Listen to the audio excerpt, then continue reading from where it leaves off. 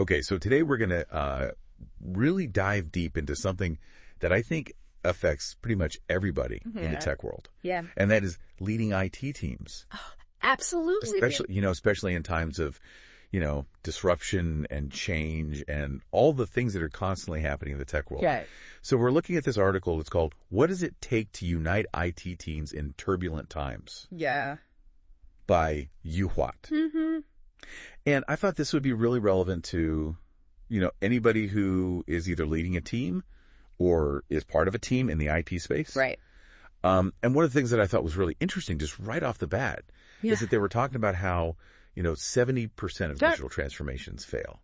Yeah, McKinsey did the research on that, and the number one reason that they fail is people. It's team dynamics. Yeah, team issues. That's crazy. 70%. I mean, you think it would be, You would think it would be tech. The tech, right, budget, or the technology itself, right? Yeah, but it's not. It's people. It's people. So obviously we want to kind of dive into what are those people problems. Yeah. What can we learn from this article? What can we do about it? Well, because the good news is this article doesn't just give us the doom and gloom. Yeah. It actually talks about, IBM and how they had this really successful transformation under Ginni Rometty. Right. Yeah. So let's use that as inspiration. Yeah. So let's talk about some of these specific issues and some of the things that they highlight in the article. Okay. So one of the first things that they talk about is silos. Right.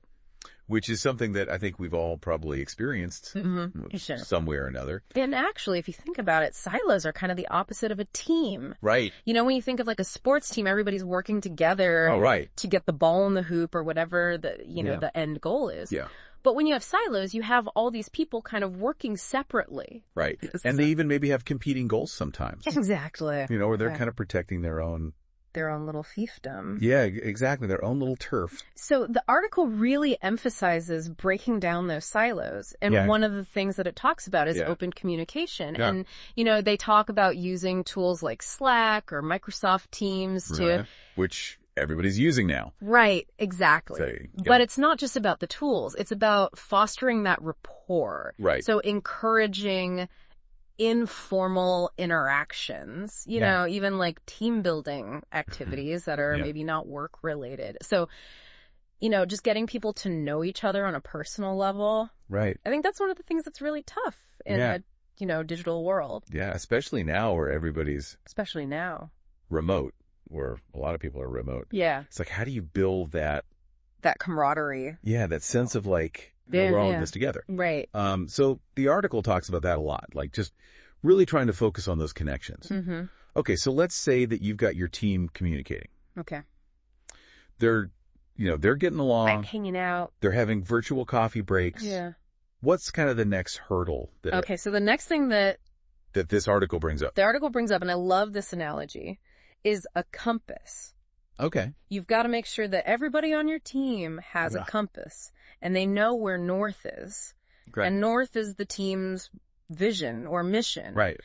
So everybody needs to understand the big picture. Right. How their work contributes to that big picture. Yeah. That's what gives people that sense of purpose. Right. And motivation. Exactly. It's like, why am I doing this? Why am I filling out these TPS reports? Yeah, exactly. What is the point of this? Yeah.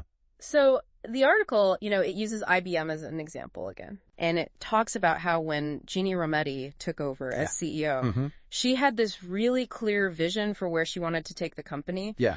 And she made sure that everybody in the IT department understood how their work was contributing to that. Right. And that's one of the reasons why they were able to navigate that major market shift so successfully.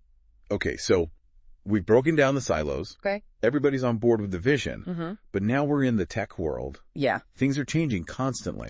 So how do you make sure that your team is adaptable and can keep up with all of that change? Well, the article actually says, embrace the change. Yeah. It's going to happen. So you might as well get good at it. Right. And one of the ways that you get good at it is by providing training right. on emerging technologies. Yeah. Because if your team feels like they're constantly being left behind, they're going to get demoralized. They're going to get burnt out. They're going to get burnt out. Yeah. They're not going to want to keep learning. And then they're going to leave and you have to start over exactly. with somebody else. Yep. So yeah, training's huge. Training is huge. And then the other thing that they talk about is implementing agile practices. Oh, yeah.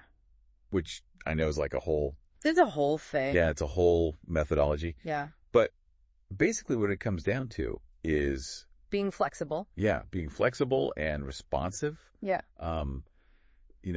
Being able to kind of change course quickly. Yeah. So instead of getting bogged down in like a really rigid plan. Right. Where it's like, we have to stick to this no matter what. Waterfall method. Yeah.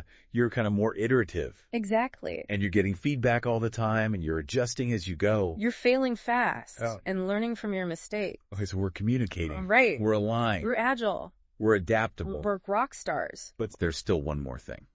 What's that? And that's trust.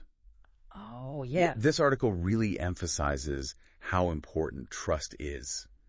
Huge. I think that makes sense, but it's hard to quantify that or to kind of put your finger on why that's so important. And how to do it. Yeah. Like, how do you actually build trust? Right. So the article gives some good tips. Okay. One of the things that it talks about is delegating authority. Okay. So, really showing your team that you trust them. Right. By giving them the power to make decisions. Right. And, obviously you have to do that appropriately. Yeah. But, give them the freedom to try things, to maybe even fail. Yeah. And then another thing that they talk about is recognizing contributions. Yeah. So, giving credit where credit is due. Yeah. Making sure that people feel appreciated. Uh-huh. And then the last thing is addressing conflicts. Okay. So when conflicts inevitably arise, right. Dealing with them quickly and fairly. So not letting things fester. Exactly. Yeah. Don't let things fester. Because I think that's another thing that can really erode trust. Absolutely. If people feel like their concerns aren't being addressed. Or that's like favoritism. There's some kind of secret thing going on that they're not a part of. Right, exactly. It's like the opposite of transparency. Yeah. Okay, so we've gone through all of these things. Yes. We're communicating, we're aligned. We're a well-oiled machine. We're adaptable. We trust each other. What could possibly go wrong? Right. Right. But the article also brings up this really important point. Okay. Which is resilience. Oh, yeah. Because no matter how... Because stuff happens. Yeah. Stuff's going to happen. Yeah. There are going to be setbacks. There are going to be failures. Mm-hmm. So how do you build a team that can kind of bounce back from that? Right. And I think that that's where this idea of resilience comes in. So the article has some really interesting suggestions here. Okay. One of the things is to normalize failure. Okay. So like you were saying, Yep. Stuff happens. Yeah. You're going to have setbacks. You're going to have failures. All right. But instead of seeing that as like a terrible thing, the end of the world, right. See it as an opportunity to learn and, share stories of how those setbacks actually led to something better. Right. How you learned from your mistakes. Right. And that can actually be really inspiring for the team. It's like, we messed up. Yeah. But look at what we learned from it. Right. And look at how much better. Right. And look what we created because of it. Yeah, exactly. So it's like turning that negative into a positive. Right. And then the other thing that the article talks about is really supporting your team's mental well-being. Oh, that's so important. Super important. Yeah. Because burnout is a real thing in IT. Yeah, especially in the world that we live in today, where you're expected to be always on, available all the time. So, making sure that people are taking breaks, that they have support. That they have support systems in place. That they're using their vacation time. Yes. All of that is really important. Super important. So, okay, wow. Yeah. We covered a lot of ground here. A lot. I think just to kind of recap the main points from the article. Let's do it. The first one is breaking down silos. Break down those silos. The second one is aligning the team around a shared vision. Gotta have a compass. The third one is promoting adaptability. Be agile. The fourth one is empowering through trust. Trust is key. And the fifth one is cultivating resilience.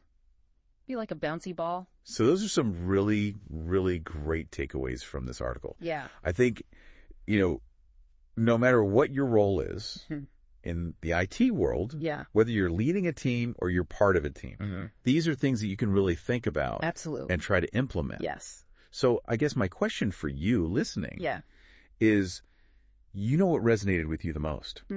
What's one thing that you can take away from this conversation? Yeah. And maybe implement in your own work? What are you going to do? Yeah, what are you going to do this week to make a difference?